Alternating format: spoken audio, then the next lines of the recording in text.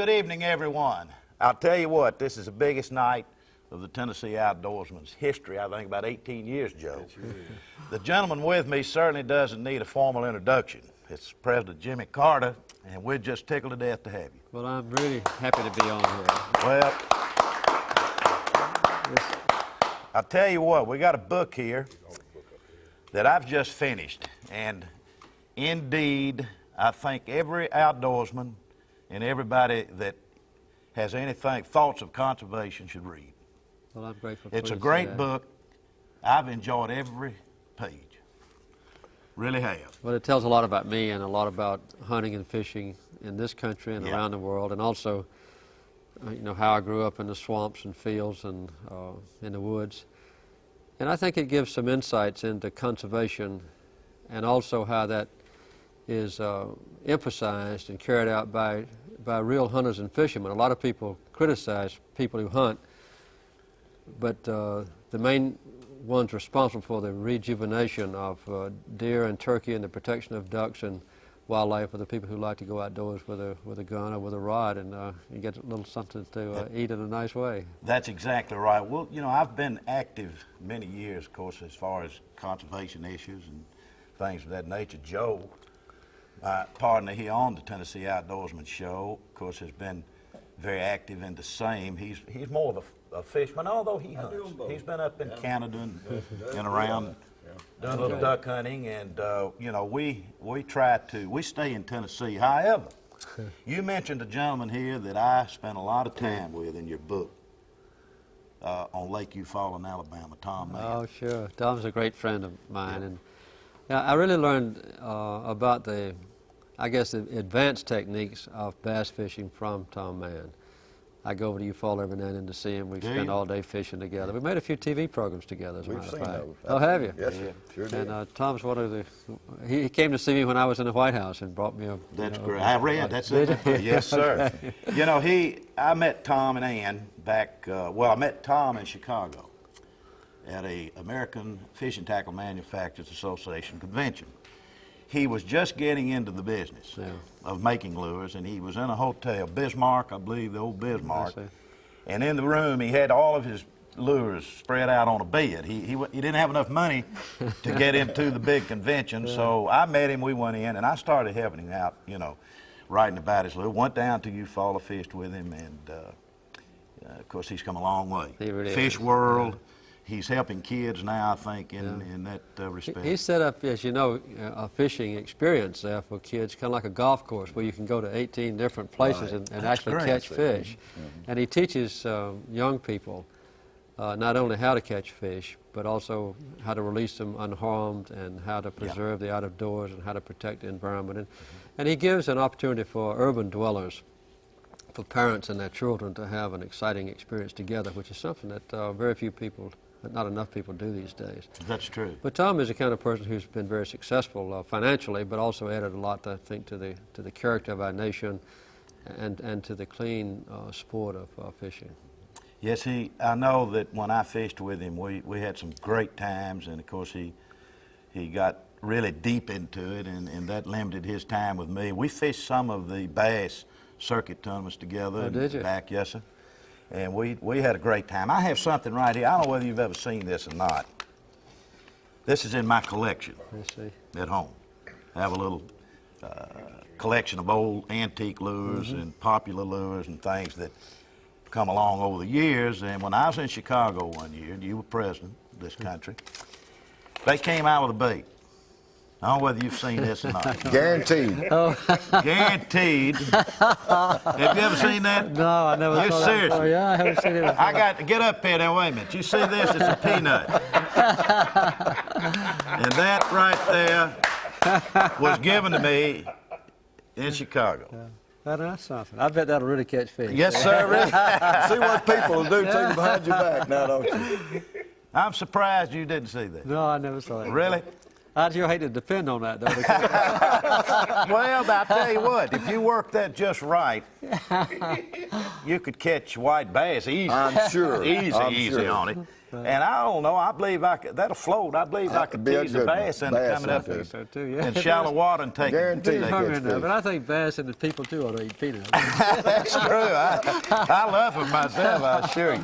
But I'm glad that I did bring that. I thought about that immediately when Mike Kroger called me and said to ask if it was all right if President Carter came on. I said, well, my goodness, you got to be kidding me. You know, anyway, we just tickled to death to have you. And I have notes here. You know, this book, President Carter, you have just absolutely from childhood with your father, learning about the outdoors with your wife. Is it Rosalynn? Rosalynn. Right. You two have just absolutely had a wonderful life outdoors, and I think that's something a lot of people miss in life. Well, I know what my father meant to me. I grew up, maybe like you, during the Depression years. And the normal workday was daybreak till sundown. And then we had to go home, didn't have electricity, running water. We had to pump water for an hour or two for the livestock. And my daddy was a very hard taskmaster. I worked just like the other hands in the field.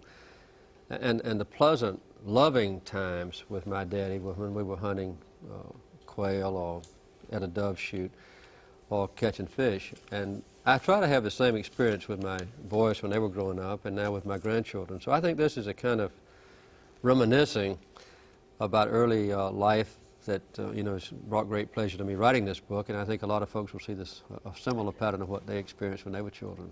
Well, I came out and picked this one up here at the station, the book, and that Mike had, and started reading it. And I'll be honest with you, I just couldn't put it down because I can relate to what you've written in this book. Yeah. And I just admire, you know, the things that you've been able to do, all the wonderful people you've met, the fly fishermen who are just experts, that their knowledge... and famous the world over. Famous the world over, that's right. I met one or two people that were in the fly rod end of the fishing tackle industry. Wolf, up in New York. Lee Wolf. Lee Wolf and his wife, Joan. Right. Well, Joan was a world champion fly caster for years. She was. And she's still probably the best teacher of fly casting technique. But Lee Wolf and I have fished in the Catoctin Mountain streams, and Rosalynn has fished with Joan. Great. So it's a chance, I think, to get acquainted with a kind of a fraternity of people who love the outdoors and who fish not only in this country but even around the world. I got to fish one time here in Nashville in a lake that, of course, now is not open to the public. It's at our Radnor Lake State Park, and anyway, I fished with Ted Williams out there. He's a big fly rod. That's true. You know.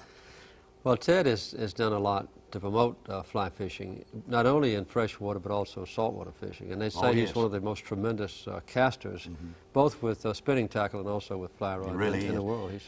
What he used to drive baseballs into deep center field, he uses now to... I think he's a tarpon. He likes to fish with tarpon and also sailfish with flies. Joe and I had an experience a couple of weeks ago. We were in the Kenny Fork River, which is below Center Hill Dam. Yes, right. Comes down into the Cumberland River, and a lot of rainbow in there. And some pretty good size, with 5, 6, 8 pounds. That is a big rainbow. It's not, a lot of our members here of the Tennessee Fly Fishing Club go up there and do a lot of fly fishing, and they catch some pretty good rainbow out of there. I had a rainbow the other day. You had one. Because now we were using ultralight gear, catching white bass and some stripers, rockfish up to 15 pounds. That's also brown trout up there too. Yeah, brown has some trophy brown trout. That's in there. great. Yes, sir. So we do have some pretty good. Our wildlife agency has been very successful in stocking a lot of our streams, and I'm not really into the trout end of it because I do a lot of crappie, bluegill, we do too. Bass. Well, we do. I know you do. You That's do the whole most thing. of what we Have do something right else now. right here. Oh, good. Had a lady who is a friend of mine, knew her husband very well, and she was down to visit Sybil. Oh, yeah. Billy's wife. Right. And this is a picture that was made with you. Yeah. Name's Darlene Duncan. Yeah, she's very friend beautiful. of Jim Howard and Sybil Carter's. Anyway, they were down and fished your pond. I believe that's your pond with Rosalynn out there. That's Rosalynn fishing. Right, and this is your pump house. That's exactly right. Right, goes down into the... As a matter of fact, Rosalynn and I built this pump house with our own hands. We laid the rocks and made a big mess out of it, and then I cut down a red oak tree and split these shingles and made that thing. You did well. But that's, yeah, sure can. This is... I hear you're a pretty good carpenter in your own right. There we go. That was down with President Carter. Actually went out to see... That, by the way, Sybil that Carter. pond is Right. only 100 yards from my front door. Is that right? So quite often, Rosa and I will, late in the afternoon, we'll say, why don't we have fish for supper? We go out and catch some. We have some channel cat and some largemouth bass and some bluegill brim there. That's And Sybil's, Billy's family come around too and fish pretty often. And it's great for grandchildren. About 2 weeks ago, we had our 4-year-old grandson Joshua down there, and he caught six brim and 1 largemouth bass, and very carefully packed it up in ice and carried it back to Atlanta to his mama so she could cook it for supper. Oh, well, there's nothing in the world any more fun than bluegill. That's true. Shell crackers, whatever. They offer you a good fight and a lot of fun. It's a Easy real to game catch. fish. Yes, sir. They really are. I have a picture right here. This has nothing to do with you, but I want to show you size of some catfish that some couple of boys here were able to catch. And these were taken below Kentucky Dam. And those are channel cat. Channel cats. I just want to show this one picture, folks. You're going to sit back here tonight and enjoy this show. Catfish. I know. These catfish they were blue catfish, caught snagging below the dam at Kentucky Lake by Andy and Benny Burkett.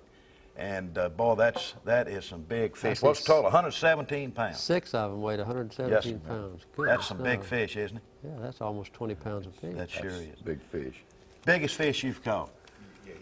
Well, the biggest one I ever caught was an Atlantic salmon that weighed 29.5 pounds. And I had a blue marlin on for about an hour. Oh, yeah, I read about 45 minutes, this. Yeah. but it finally broke off. Oh, me, that We always lose the big ones, Yeah, too, so don't feel bad. that was like 450 pounds. story of my life. The big one always gets away. true. Of course, I've been accused many times of having the same old fish. Every time they see the show, they say I'm landing the same one. And Well, that's the advantage of writing a book. You can write away. Nobody gets really. It's not that bad, Mr. President, but I will say that some of the fish that he does have that do that, they will come up and smile at you when the camera comes out. oh my goodness, you are a turkey hunter also. Now, I think of all the hunting that I do, even including quail hunting, turkey hunting is my favorite because it's it's totally isolated. You're by yourself. You're in the woods in the most beautiful time of day, and there's a lot of art and skill to it. That's right. Yeah, and it's been, I've been turkey hunting since probably 1970, and it's just been recently that I could get my limit every year, and I'm glad that the limit is quite low. It's only 2 gobblers a year. We just have a spring hunting season in Georgia. You know, here in Tennessee, of course, this is one of the TWRA, our wildlife agency, news releases. Yes.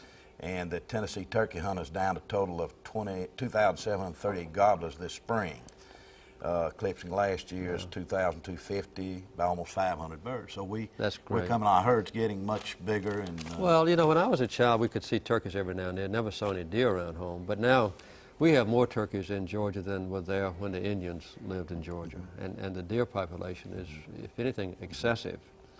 So we have, I think that the hunters of this nation and the world, as a matter of fact, have really done a lot with fees and with the interest, political influence, with publicity to bring back game species that we do seek in the woods.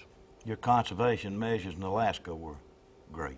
Well, they were. That was one of the hardest fought legislative battles in history. It took 20 years to get the Alaska Lands Bill passed. But in passing that bill, just before I went out of office in 1980, we doubled the total national park area and tripled the wilderness areas, added 100 million acres of very precious land. And now, although a lot of the oil companies and so forth in Alaska oppose that bill, now the overwhelming portion of Alaska people say it's one of the best things that ever happened to them. I think so. Sure. You know, I was reading a book, Joe, this weekend. I think it was like 80 degrees, 85 degrees outside. And I'm in the part of the book where you're mountain climbing, Oh, yeah. trekking, Yeah, yeah. and you're talking about how cold, and even in the sleeping bag, it took you a long time to get warm. You never And got I had warm, to get yeah. up and get a coat on. Yeah, you never got one. Yeah, you had me shivering then as I was reading the book, and that must have been one of the greatest experiences anybody could ever Well, it was. have. We were about almost 2,000 feet above the Mount Everest base camp, looking down on the base camp, as a matter of fact, at about almost 19,000 feet altitude. And they had an unprecedented snow in October. Ordinarily, that's the dry season. They don't get any rainfall there. In the lowlands, it rained. In the upper areas, it snowed. The snow was 4 feet deep up there, and ice all over the rocks. This past summer, after I wrote the book, I took Rosalynn and 2 of my sons and 3 of our grandchildren to Mount Kilimanjaro in Tanzania, and we climbed that mountain. It's about 19,000 feet as well. But we've enjoyed that outing. The Himalayas are quite different. Tanzania, the Mount Kilimanjaro is something that you can, almost anyone that can stand the altitude can make it up to the top. Kind of makes breathing a little hard. Well, yeah, it makes it really hard. I know it does. It's really hard. But it's a wonderful experience, not only to hunt and fish, but also just to hike in your own woods. Yeah. Rosalynn and I also have taken up bird watching lately. We've become avid birders. We try to keep track of how many birds we see in our own yards and around different places on the seacoast of Georgia. And then when we go to a different place, like if we spent 2 or 3 days in Tennessee, we'd probably find a good bird watcher around here to go out for a few Right. hours. in the I morning. wished you would come back to Tennessee sometime I'd like and to. visit some of our state parks, and because like we that. have some up around Dale Hollow, Pickett, Standing Stone State Park. You've got the Obi River full of trout. World record Brown was there for many, many years. You might make me cancel the rest of the trip. But Right. they're great places and some good fishing waters that you Do you enjoy. get Ned McFord out fishing any? I haven't been able to get the governor out fishing, but I did get to duck hunt with him. Well, that's great. And That's good enough. yes, it was a lot of fun, and he's quite an outdoorsman. I know, He and loves a to wonderful hunt. conservationist. I think Ned is one of the greatest governors we've got. I've been I a agree friend and with admirer that. of his for many years. I agree with that. But I think he'll do everything he can, as does the Tennessee government in general, to protect the environment. I am with, of course, State Parks Division of Conservation. Elbert Gill's our commissioner, but we have a gentleman in there named Gene Nafee, who is head of the counting, the purse strings. I see, yes. And we were at Reelfoot Lake recently, and I told him that I was going to ask you a question. Have you ever fished with a raisin as bait No. on a hook? I haven't either, but he claimed. Now, he's not a fisherman. I think he must have stock in a raisin company. No, but he's asking me and telling me that if I put raisins on the hook, that it worked just as well as crickets or a worm or whatever. Well, I'm going to have Jimmy, I to don't know try. about you, but I use peanuts. Peanuts are fine, yeah. Well, peanuts work? I'm sure. Oh, gracious. I tell you what, you bird hunted, you say that grouse hunting's the toughest thing on earth. It is, because you're in the mountains, and the first time I went grouse hunting, when I got home, I said I never had walked all day with one hand on the ground. That's right. But you have to- Yeah. But and it's in the briars, and it's even worse than quail hunting in South Georgia, because you're not only walking in briars, but the vines and the fallen trees and the drizzling rain and the steep mountainsides makes grouse It hunting really really does. tough. I have not grouse hunted. I have a friend, and he tells me he got lost like you have. You've been I've lost. been lost too, You've yeah. been lost too. You carry that compass now. I do.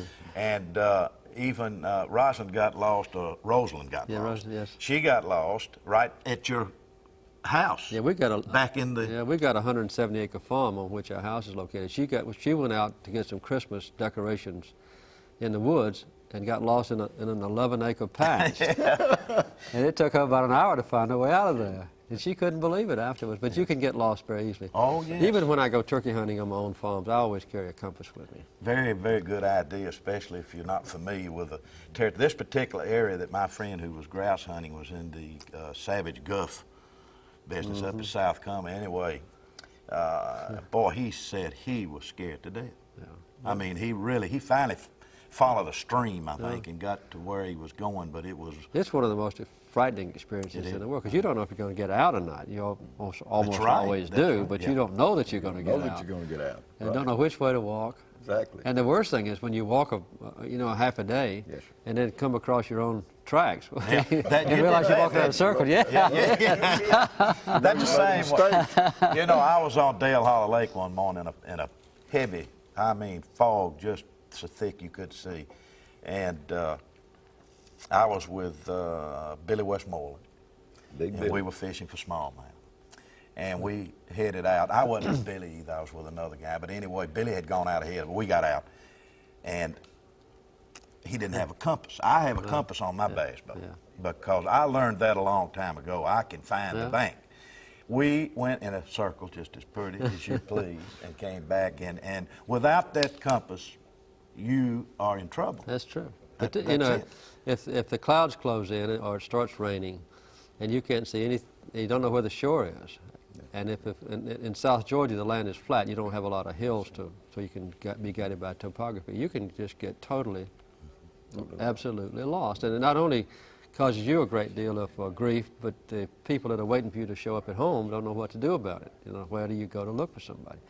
And I think that when you're sitting in a place calling turkeys, and you hear maybe one or two gobblers, it's a good idea to take a compass bearing on where they are. That's you know, one true. is southwest and one is maybe southeast, and then later you can go walk through the woods around obstacles and still wind up going to the same place. So I always take a compass in the woods. I've talked with a lot of turkey hunters. They had the National Turkey Federation convention at Opryland Hotel this year. Yes. And like 5,000 people, I think, hunters were there. I had never been to one. And we went out and taped some of that. It was absolutely one of the most fun conventions I've ever been. Everybody had a turkey call. And all you could hear was gobble, gobble, this and that, all kinds of camouflage. I think the new camouflage they have is so good. You know, they tell me that they make this camouflage and they hang it out in the woods to seed like you did now. Yes. You sat under a tree. That's right, yes. And you had on your camouflage with your mask and all, or your netting, and you said a turkey just feeds right up to you, They almost, do. as long as you don't move. And, Yeah, a deer will come, 10 feet away, and songbirds will just about land on your shoulder. Really? And you can sit there and have pileated woodpeckers, and barred owls come and land 10 feet away from you. It's a very strange thing to see one of the most beautiful birds in the world, that is a pileated woodpecker. It's just almost within touching distance. But if you're still, and of course, turkey hunting, you camouflage your gun and your hands and your face and everything else. I have to do everything I can to Well, help no, with that's that. it. They Yeah, got that's makeup, Yeah, I and, know. and all kind of things that you put on for the turkey. I had never seen so many things that they have invented for the turkey hunter. I do a lot. I have duck hunted quite a bit. I enjoy duck hunting. I love mallard. I don't like as far as pass shooting and that. I like to work them and that's correct. call ducks and bring them down into the woods. You've hunted Arkansas. That's what we do. We hunt ducks in the woods. They come out of the rice fields at daybreak and come into the woods, and we get in the flooded woods about waist deep and try to call the ducks into us. There's nothing like it. It's an exciting. They say if you ever turkey hunt, it's like duck hunting. The bug will bite you. That's true. You're really gonna enjoy it because it's pretty much the same. You got no quick movements. Even after I get the limit, which I don't do every year, I'll still go out several mornings and leave my gun at home and just call them in and just watch the turkeys. It's really an exciting thing. Back to the rainbow trout. The fly fishing experiences. When you would fly to Camp David in a helicopter and all the press corps would head into town, you'd quickly change clothes. That's right. We had 1,200 White House reporters, and they followed every move of the president, still do. And it was almost impossible to get away from them because they had telescopes to watch you with, and they would monitor the radio frequency when the Secret Service would talk. So we would land at Camp David, and the press corps would go to nearby motels in Maryland.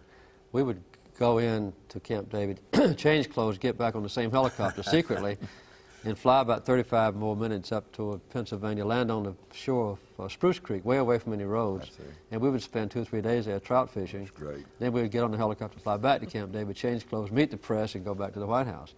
And we did this for 3 years, and the press never knew about it until I wrote the Yeah, until you wrote the book. That's great. That's Well, you had the camera on you, though, and you did talk about the pressure or the whatever, you know, when you was with Kurt Gowdy. That's right. American Sportsman, I believe. Yeah, we made that film. Rosalynn and I both went up to the Mattapidia River in Newfoundland and fished with Kurt Gowdy and a guy named Art Lee, who writes a lot of articles about fly fishing. And we had remarkable luck. Rosalynn caught a 25-pound Atlantic salmon, and I caught one that weighed 29.5 pounds, which is a lifetime experience. And it was a wonderful week. Not only that, but just being with people like Kurt Gowdy. But you take him and say Ted Williamson and others who have had notable achievements in their own careers, but they still love to get off by themselves and catch a bass or a trout. That's what it's all about. That's right. And it's kind of a friendly, worldwide group. Even if you have a language barrier, you can get a good conversation going you about sure can. Hunting and fishing.